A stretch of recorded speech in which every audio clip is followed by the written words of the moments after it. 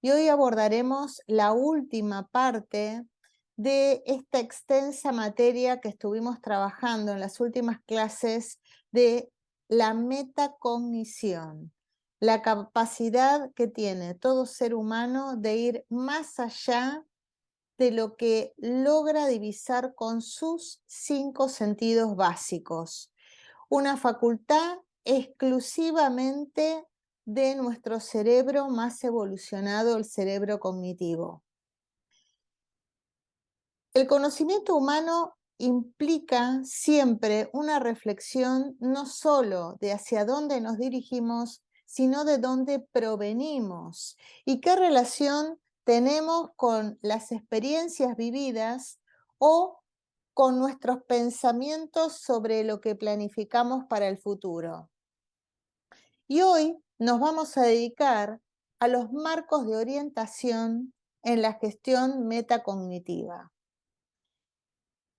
Recordando que la metacognición tiene un significado asociado a la práctica del individuo, ¿no? A la práctica constante, un macro que le permita observar la diversidad de todos los sistemas de pensamientos propios y de la sociedad toda. Y eso va a derivar a una tendencia natural a ese individuo a comportarse dentro de la sociedad, porque ya sabemos que el inconsciente colectivo y la saturación de una misma conducta hace que el individuo quede inevitablemente condicionado a la masa, sin irnos extremadamente a la mente colmena, por supuesto. Por eso en esta imagen van a poder observar que metafóricamente es como si nosotros estuviéramos dentro de una pecera y somos parte de ese cardumen y podemos hacer cosas diferentes, pero ese hacer diferente, pensar diferente, sentirnos diferentes, también tiene un coste. Y el coste es creer que nos tenemos que esforzar más para poder integrarnos a una sociedad en la cual nos sentimos como propia. No es parte de nuestro escenario, de nuestra personalidad, de nuestro sello propio. Por eso en algún momento es necesario hacer ese salto y salir de esa pecera, que es el formato educacional en que nos establecen las reglas no solo de comportamiento, sino nos inducen a cómo pensar y cómo vivir nuestra vida y cómo gestionarla. Vamos entonces ahora a clasificar que la metacognición tiene una serie de filtros que son los marcos de conducta. Y ahí vamos a encontrar dentro de los marcos de conducta que hay posibilidades. Entre esas posibilidades, la primera que vamos a encontrar es cuál es nuestra orientación con respecto al mundo. ¿Cómo nos manejamos en el mundo? ¿Hacia dónde nos dirigimos? Yo les recuerdo que hace unas clases atrás les había mencionado que el sistema de educación americano se orienta hacia cualquier cosa menos las metas, ¿no? No se genera un proyecto. Los chicos en Europa tienen una facilidad desde comienzo de clases, es que les hacen aprender a desarrollar planificación y metas. Por lo tanto, nosotros quedamos sumergidos, en este caso Argentina, en estar siempre enfrente a problemas.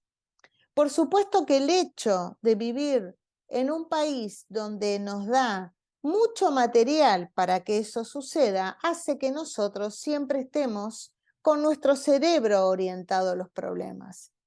Y nos preguntamos por qué estamos ansiosos, por qué no podemos dormir, por qué nos deprimimos, nos frustramos, nos sentimos insatisfechos. específicamente porque nuestra visión está entrenada para continuamente poner el foco de atención en los problemas. Recuerden que el principio de la física cuántica indica que lo que el observador observa, pone su foco de atención, es lo que se manifiesta en su escenario energético. Por lo tanto, si nuestro foco de atención, nuestro combustible, está colocado en ver los problemas, es hacia donde nosotros siempre nos vamos a dirigir. El primer marco nos indica lo siguiente, que la orientación puede estar hacia los objetivos o hacia los problemas. Cuando entonces la energía está dispuesta a los problemas, existen dos preguntas recurrentes. Una es, ¿por qué me toca esto a mí? ¿Y quién tiene la culpa? Buscamos responsables. Ambas preguntas nos conducen a un callejón sin salida, creando un estado emocional propio de quien no dispone de empoderamiento. ¿Qué significa esto? Significa que en nuestro cuerpo emocional va cargando, va sustrayendo de cada experiencia la emocionalidad que no logra expresar y la acumula dentro del cuerpo emocional.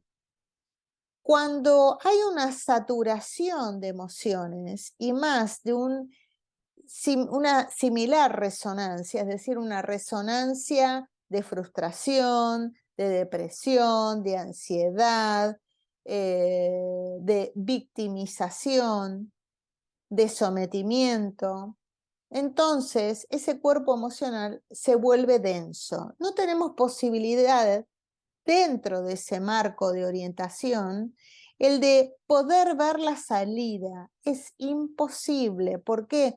Porque nuestro cuerpo emocional está intoxicado. Entonces, ¿cuál sería la alternativa adecuada, la saludable? Es que la orientación esté asociada hacia los objetivos. Cuando estamos orientados hacia los objetivos, es que nos dirigimos a lo que queremos descubrir en nosotros y en el mundo exterior. Y para eso vamos a deber hacernos preguntas propias. Esa es la planificación que yo estipulo. Tendré que ver cuáles son los recursos con los que dispongo o deber desarrollarlos, ¿no? Para poder implementar esa meta tan ansiada. Quiero destacar que dentro de lo que es la orientación hacia los problemas, se lo llama también marco de reprobación. ¿Por qué? Porque lo que estamos haciendo constantemente es un análisis de lo que está mal. Todo el tiempo estamos hablando de lo que está mal. Por lo tanto, nosotros mismos nos estamos cargando con una energía que va densificando nuestro campo electromagnético y lo que sucede en ese caso es que atraemos experiencias de igual tenor emocional de lo que estamos vibrando. Vivo lo que vibro, ¿sí?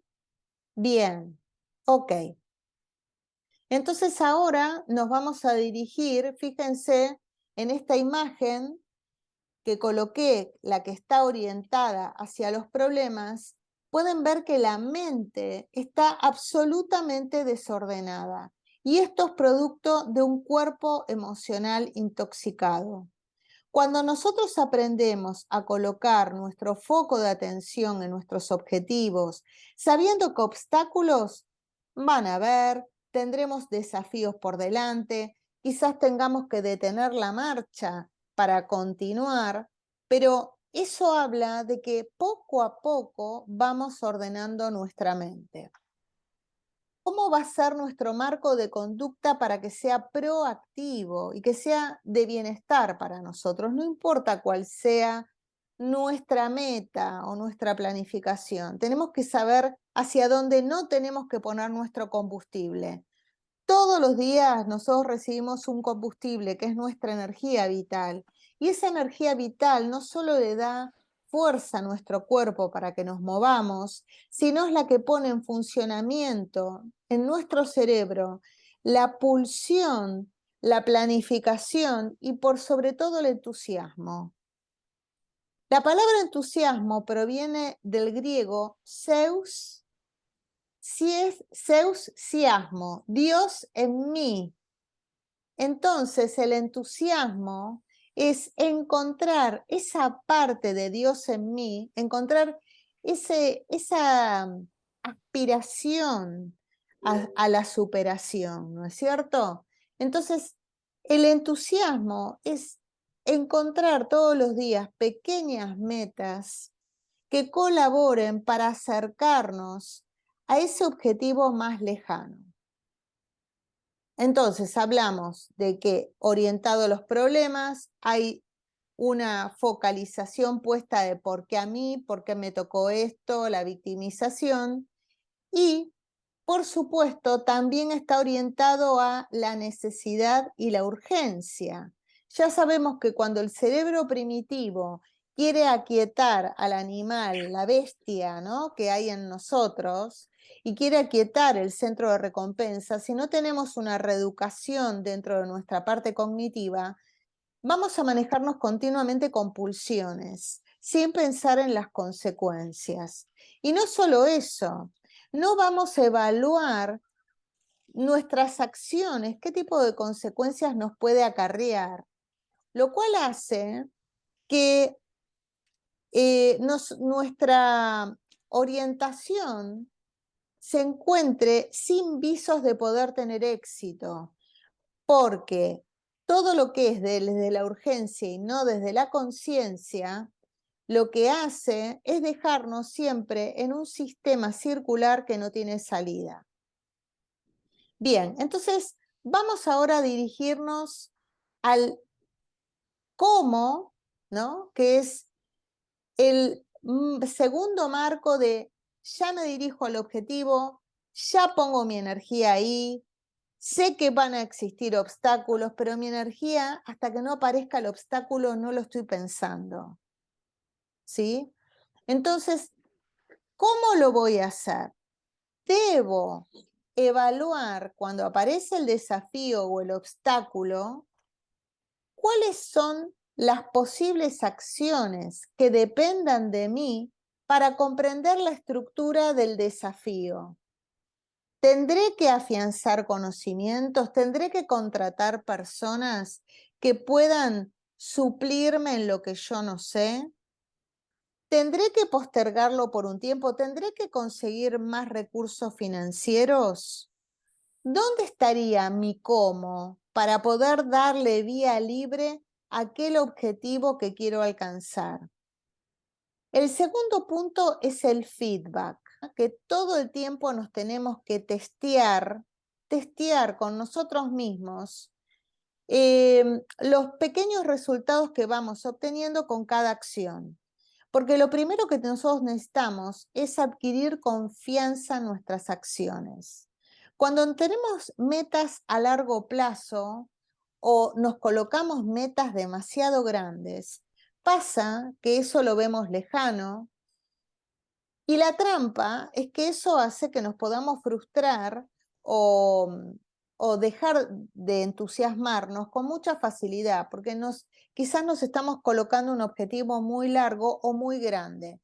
Por eso hay que ir testeando las pequeñas acciones, que son esos pequeños triunfos diarios, que nos van a dar la clave en que voy avanzando a un ritmo que quizás no es el ritmo que yo esperaba. Quizás no es como yo lo idealicé, pero siempre hay que plantearlo humanamente qué es lo que se puede.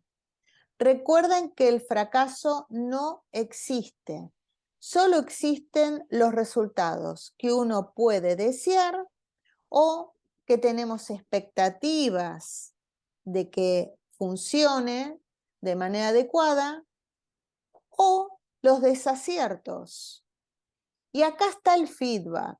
Cuando nosotros tenemos una acción y eso nos provoca un resultado no esperado, es necesario que revisemos, en vez de culpabilizarnos, de castigarnos, de quedarnos atrapados en el perfeccionismo, evaluar cuáles fueron los pasos que no dimos.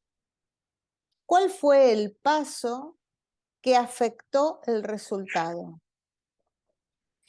Si nosotros nos ponemos dentro de un segmento grande, pequeños segmentos, es mucho más fácil identificar en qué segmento me equivoqué.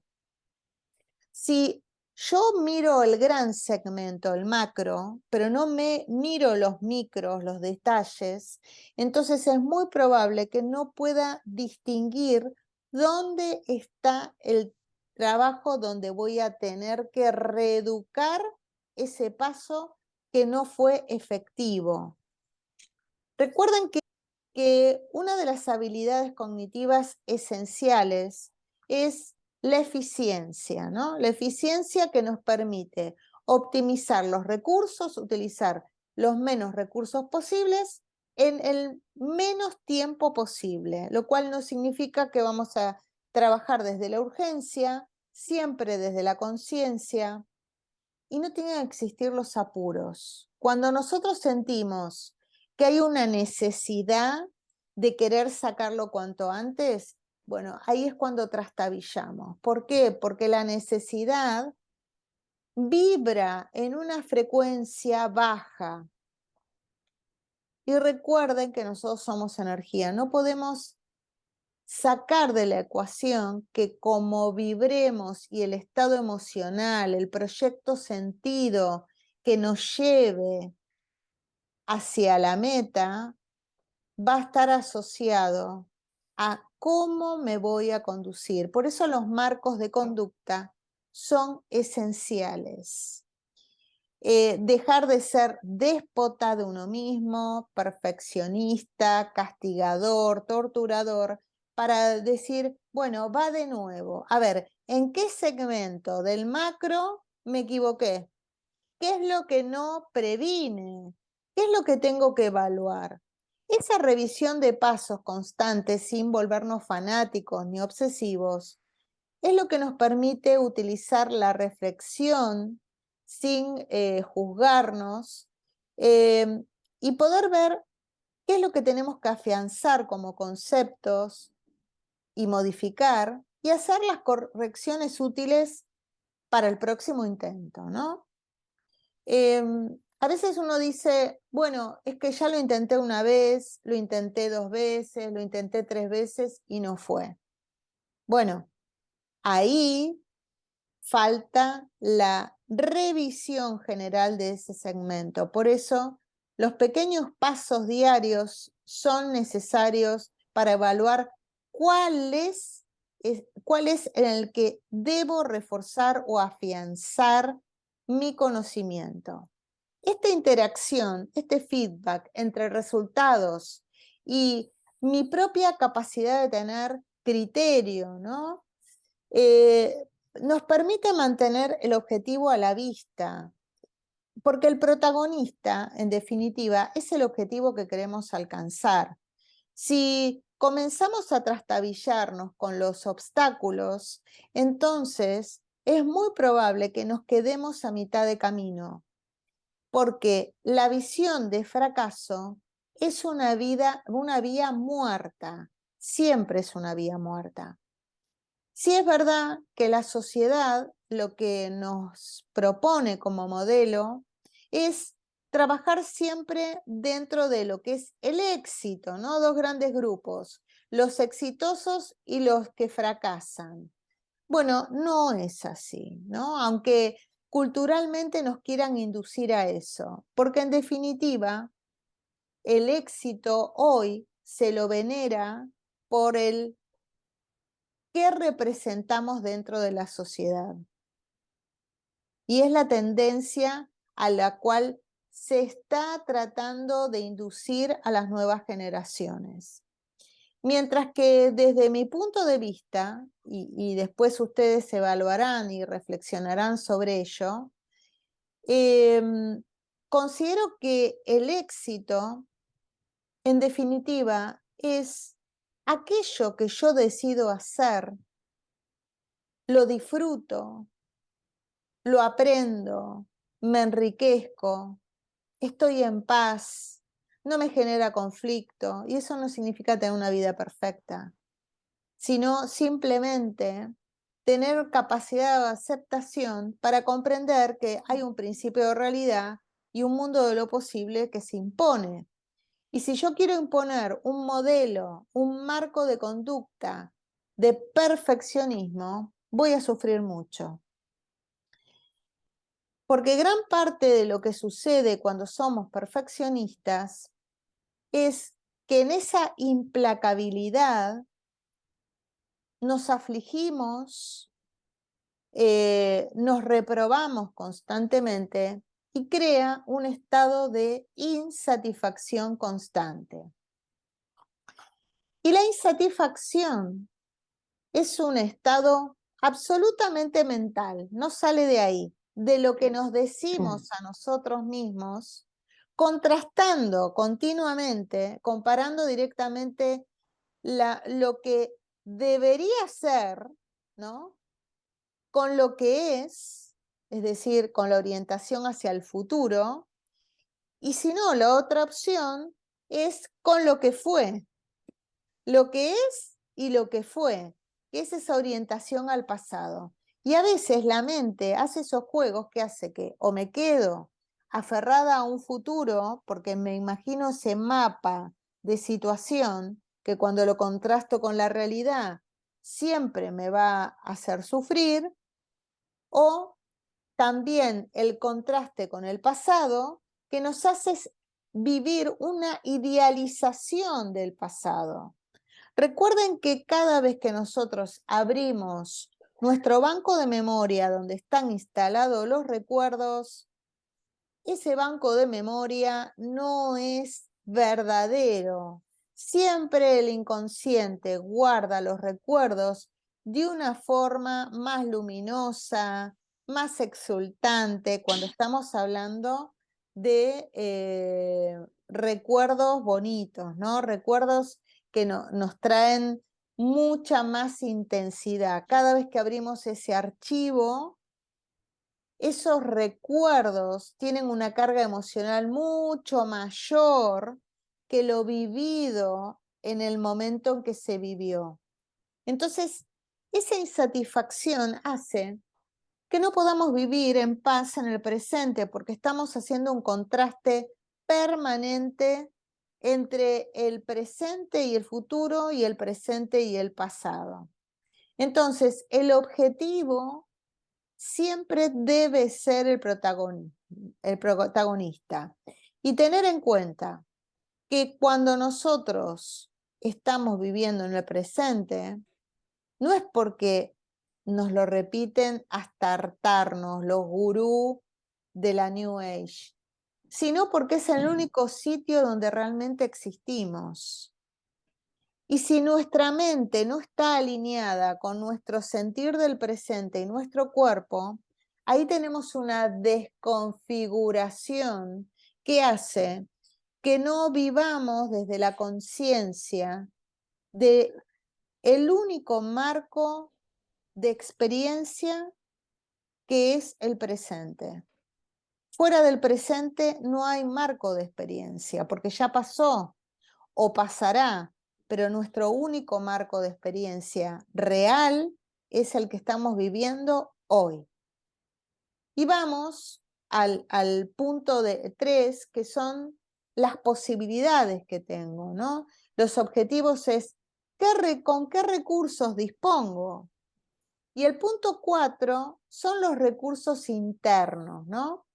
Significa, como decía antes, desplazar el enfoque y fijarme ya no en el modelo ideal que instalé en mi mente, sino en las opciones posibles. Y en eso es necesario ser amoroso, ordenado, tener capacidad de aceptación, evitar enojarnos porque ese mapa que hemos estipulado no se cumpla milimétricamente, porque es importante saber que en este cuarto punto, la plataforma de acciones que debemos desarrollar tendrá limitaciones. Todo tiene limitaciones. Entonces, en vez de estar pensando que todo va a ser de una forma fluida, sin que exista ningún obstáculo, es saber que en esa plataforma de acciones van a existir esos obstáculos propios de la experiencia, ¿no? Entonces, lo único que tenemos que hacer, y esa es mi sugerencia, es esperar que el obstáculo venga, si es que no logré poder verlo con anticipación, y ver su real dimensión. ¿Por qué digo esto? Porque a veces nos ponemos de muy mal talante cuando aparece el obstáculo, nos excedemos en la visión, el protagonismo que le damos al obstáculo. Recuerden que donde ponemos el foco de atención es lo que ocupa energéticamente la materialización.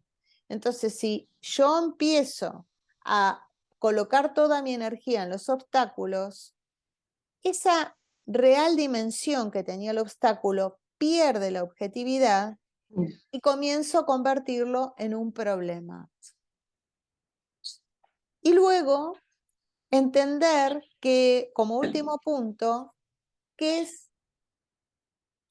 que tenemos que adoptar, como en toda acción de nuestra vida, la misma actitud que tienen los niños, ¿no? Que es la curiosidad. ¿Por qué lo haces? Porque me resulta curioso, porque me llama la atención, porque estoy ávida de saber, de vivir la experiencia. Y no necesitamos mucho más. La curiosidad es lo que nos hace sentir vivos, porque si no perdemos ese sabor del juego. Todo esto siempre tiene que estar muy bien regado de nuestro espíritu lúdico. Cada uno tendrá su espíritu lúdico en particular, pero es importante rescatar esa parte de nuestra niña que nos permite desarrollar la curiosidad y la forma de vivir todo como una sorpresa, como si fuera todo por primera vez.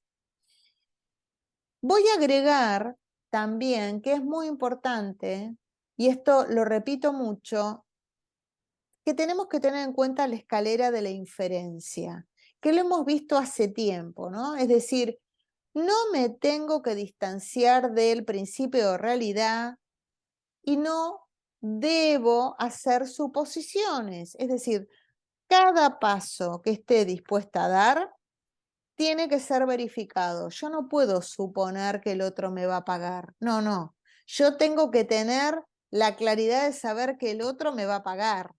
No, supongo que me va a adelantar el dinero, si es que yo cuento con ese dinero. Supongo que me va a decir que sí, supongo. Bueno, la mayoría de las veces, y en eso es lo que se basa la escalera de la inferencia, se los recuerdo, es esta metodología que desarrolló Chris Aguiris, el psicólogo conductista, que nos dice que el ser humano tiene una tendencia a crear una narrativa paralela a la que realmente está viviendo. Por lo tanto, estamos de suposición en suposición, sin verificar que lo que el otro me dice, lo que el otro hace o lo que va a suceder está en consonancia con lo que yo me imaginé. ¿Sí? Y por último, ¿de qué recursos internos debemos afianzarnos, debemos desarrollar, debemos pedir prestados? ¿Y cuáles son nuestras debilidades, ¿no? la idea de desarrollar una planificación es, ya no soy víctima de las circunstancias, sino soy protagonista de mi camino. Ser protagonistas de nuestra historia requiere la valentía de saber que no existe un camino planificado, sin barreras, sin ripio, sin lluvia, sin tormentas. En el camino vamos a encontrar de todo. Pero lo importante es que estemos bien regadas de espíritu lúdico, curiosidad y, por supuesto, entusiasmo y la capacidad de decir: yo puedo, me caí, no pasa nada. Reviso cuáles son aquellos elementos que debo revisar. Bueno, vamos a dejar este último tiempo de la clase para hablar sobre la insatisfacción, ¿no? Y para eso me inspiré en un cuento zen. Las historias de la filosofía zen son muy interesantes para poder comprender cómo nuestra mente juega con nosotros. Si no aprendemos a reeducarla y a ser nosotras quienes la conduzcan, la mente está continuamente viajando en procesos que nosotros ignoramos. Antes hablaba del concepto de la insatisfacción. Por lo tanto, les voy a compartir un cuento que dice así: una mujer muere y de repente se encuentra despertando en un sitio, un valle maravillosamente luminoso, con una exuberante vegetación, con muchas flores, con un gran bosque, con una planicie exuberante, como dije antes. Y empieza a conectarse con todos sus sentidos, que no comprende cómo los tiene si sabe que está muerta. Pero a medida que huele, que oye, que ve, que toca, siente todo con una mayor nitidez que cuando estaba viva. Siente todo que tiene, los colores son más brillantes, que todo le genera entusiasmo, a lo que de repente se detiene a reflexionar y dice: esto debe ser el paraíso. Sí, sí, no tengo dudas. Esto es el paraíso. Esto es lo que siempre yo soñé. Y a medida que va caminando y este bosque se va clareando, encuentra una planicie mucho más extensa y en esa planicie se imagina una casa. Y la imagina y de repente la casa se materializa. La casa que ella soñaba, la que se imaginaba que le gustaría habitar. Por lo tanto, aún sorprendida, decide acercarse a esa casa sin temor. Y cuando ingresa, empieza a encontrar que esa casa por dentro está muy asociada a la idea que tenía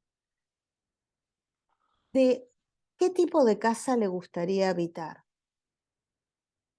Y mirando todo alrededor con todo tan agradable, de repente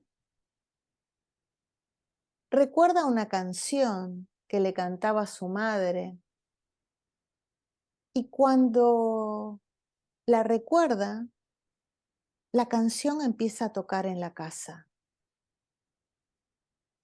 Por lo tanto, la mujer emocionada dice: esto es maravilloso. Y sorprendida empieza a mirar todos los ambientes y siente hambre. Y piensa, ¿cómo me gustaría comer tal cosa? Y de repente huele ese plato. Se dirige a la cocina y encuentra ese plato exquisito, humeante, esperándola. Come ya satisfecha, habiendo disfrutado de ese plato el más rico que había probado, que empieza a sentir un poco de frío e inmediatamente se enciende una chimenea y encuentra en un sofá muy mullido un una tienda donde arroparse, ¿no? Entonces se arropa con ese manto en el sofá tan cómodo, escuchando el crepitar de las maderas en la chimenea, disfrutando de esa música que no sabe de dónde proviene. Y se repite una y otra vez, esto es el paraíso. Pero pasan un par de horas simplemente, ya empieza a oscurecer y piensa, qué maravilla, ¿no? Lo que estoy viviendo. Todo lo que yo siempre decía, todo junto. Pero qué lindo sería poder compartir esto con alguien, ¿no? La verdad, me siento un poco sola. De repente, golpean a la puerta. Y cuando eso sucede, y al abrirla, encuentra a un hombre que le dice, mirándola a los ojos, me gustaría conocerte. A lo que la mujer, excitadísima, entusiasmadísima, mirándolo, se da cuenta que siente amor a primera vista y que es mutuo. Por lo tanto, empieza una suerte de júbilo entre los dos, donde esa casa los alberga, donde tienen todo lo que quieren y que no hay ningún obstáculo posible. Todo se vive con gran armonía, van pasando los días, van pasando las semanas. Y la protagonista de nuestro cuento empieza a sentir una molestia. Hay algo, hay algo que está empezando a pasar, que le empieza a afectar, y se da cuenta, habiendo salido de la casa, ir caminando por el prado para reflexionar, se da cuenta que se está aburriendo, que se está aburriendo de tantas cosas buenas y se pone a pensar cuando estaba viva, había luchado tanto para conseguir eso que ahora era tan fácil para ella vivir, pero que ahora que lo tenía no se sentía satisfecha y que de algún modo ella percibía que crecía en su interior una ansiedad y un hambre de otra cosa. Un hambre de algo nuevo, porque ya nada la conmovía, nada le resultaba interesante. Ya se había perdido el sabor de la sorpresa, con la pareja, con la comida, con la música, con la casa, con todo. A lo cual dijo, la verdad, yo tendría que hablar con Dios al respecto. Y de repente, en un claro, vea una imagen que para su mente estaba asociada a Dios, y dirigiéndose a él con mucho respeto, le expresa, Dios, querido Dios, estoy tan agradecida por todo lo que me diste. No creí que mereciera tanto, tan exuberante todo, tan por demás. Es un exceso, es tan bueno todo que me estoy sintiendo mal. Por lo tanto, estaba pensando, querido Dios, ya que te tengo aquí, enfrente de mí, pensaba, ya que esto es el paraíso, qué bien me vendría unas semanitas en el infierno. A lo que Dios le respondió, ¿y dónde crees que estás?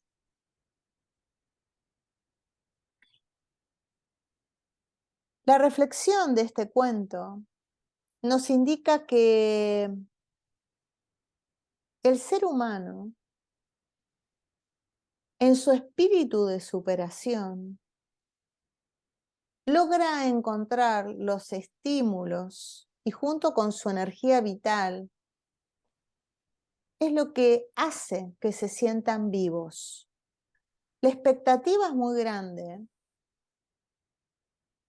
surge algo y es que la podemos alcanzar o podemos no alcanzarla. Pero ¿qué ocurre si la alcanzamos? Hay una parte nuestra, y esto es la mente egoica, que tiene ese hambre, esa ansia de algo más, que es esa boca voraz que nunca va a estar satisfecha. Por lo tanto, volviendo a que la insatisfacción, tanto eso como la satisfacción, es un estado mental, nos indica que lo que estamos viviendo es perfecto. Y si por alguna razón hay algo con lo cual estamos descontentos, simplemente debemos evaluar qué depende de nosotros para mejorar alguna parte de ese descontento.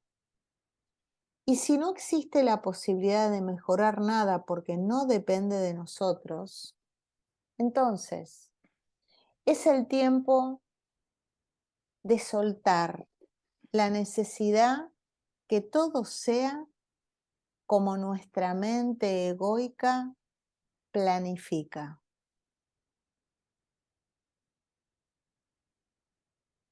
Bien, hay también otro relato que considero que es muy interesante para reflexionar junto con la insatisfacción y el paraíso, que es la historia de un gaucho que tenía un hijo y tenía un campo, pero era gente muy humilde, que disponía de muy pocos recursos. Y un día un vecino le dice, amigo, qué bien que le vendría tener un caballo, ¿no?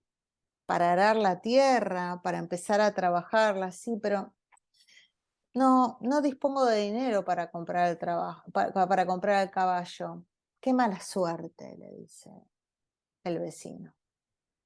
Al otro día, cuando sale al amanecer a su campo, a caminar, a reflexionar, encuentra que estaba comiendo en su pastizal un caballo.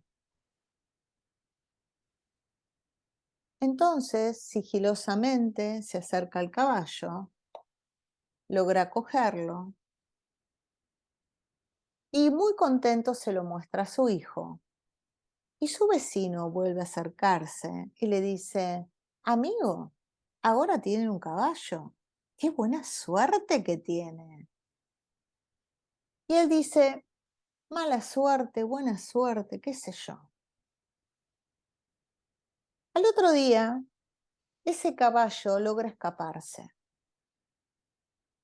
a lo cual, al darse cuenta de la ausencia, el dueño, apesadumbrado, decide continuar con las tareas del campo solo.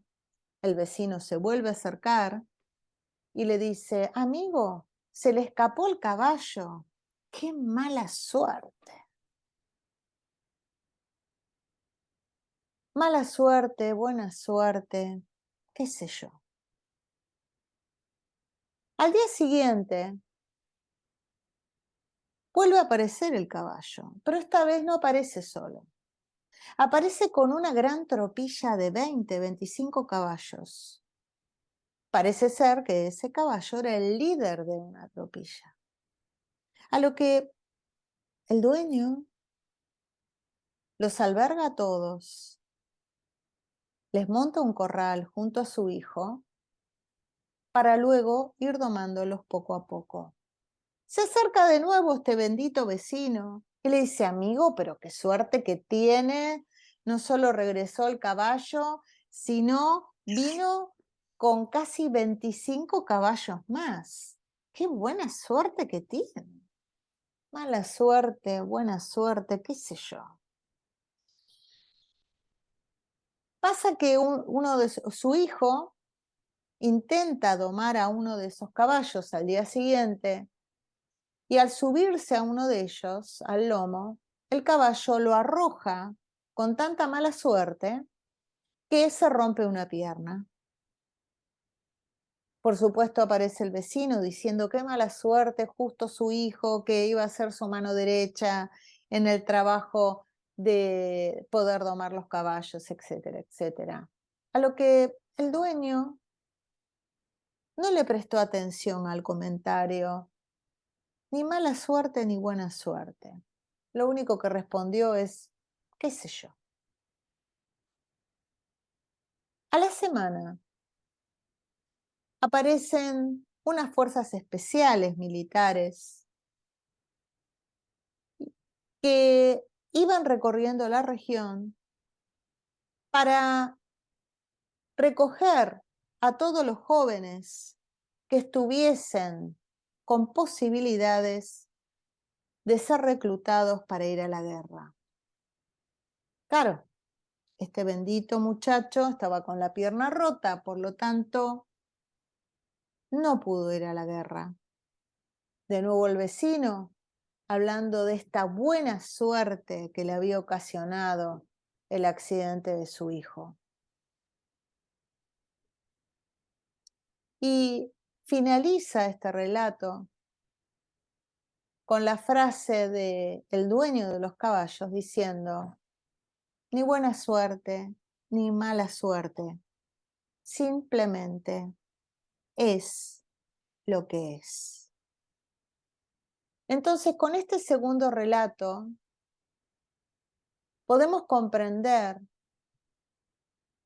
que en este camino donde hay alta mar y baja mar, donde hay un sube y baja emocional, puertas vaivenes, donde ingresa la gente y también gente que se va, adquirimos cosas y también las perdemos, es parte de esta dimensión de polaridad, que es debemos vivir los extremos para templarnos, para encontrar ese punto de moderación en nuestra mente, en nuestra conducta, trabajar nuestra templanza, la capacidad que todos los seres humanos que vayan fortaleciendo sus capacidades cognitivas y pudiendo distanciarse de la pulsión primitiva que nos hace a veces querer todo inmediatamente,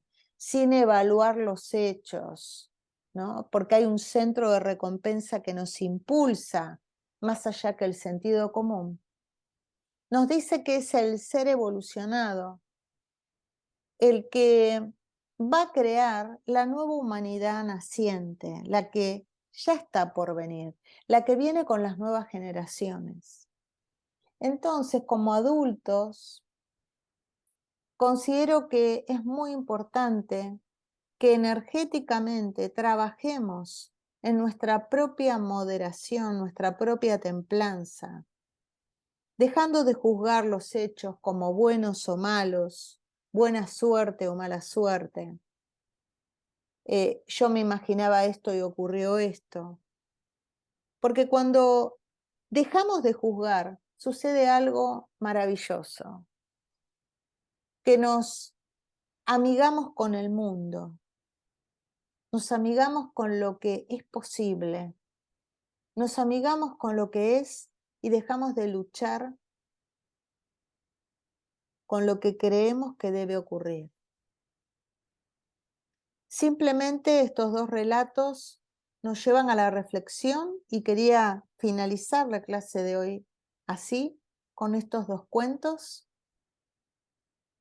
y aprender a reconocer que sin nuestra presencia en nuestra vida, sin ser conscientes de todo lo maravilloso que tenemos en nuestra vida, vamos siempre a tener una mirada gris y vamos a perdernos lo más importante que tenemos, que es lo que hemos construido en los afectos, que es lo más importante que tenemos.